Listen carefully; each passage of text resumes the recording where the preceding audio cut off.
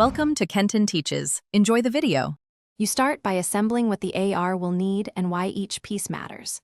First, import your invitation graphic and a GLB model or short MP4 so the mobile app can anchor visuals. The image must be clear and high-res so tracking works. Once done, pick a trigger, image marker for printed cards, QR for quick access, or surface for tabletop placement, and set contrast and lighting considerations. Make sure to export assets in AR-ready formats, so the next step consumes them without conversion. You now construct the interactive scene and attach behaviors that make the invitation feel magical. In Unity or Web AR, place the 3D object relative to the marker, add looping animations and a short audio cue. This gives tactile feedback and sets pace. Once placed, implement simple interactions like tap to play or pinch to scale, and configure collision or anchoring so it stays stable.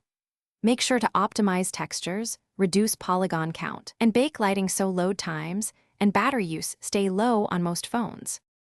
You finish by exporting and validating the AR invitation for delivery and by explaining common fixes. Export the correct package, Web AR if distribution is via link, Spark AR for social filters, or an app bundle for in-store use, and upload it to your distribution channel. Then test on several phones with different cameras to verify tracking, sound, and scale. If tracking fails, re-export textures at lower size, reduce model complexity, or increase marker contrast. These changes usually resolve common. Thanks for watching. Please subscribe if this video was helpful.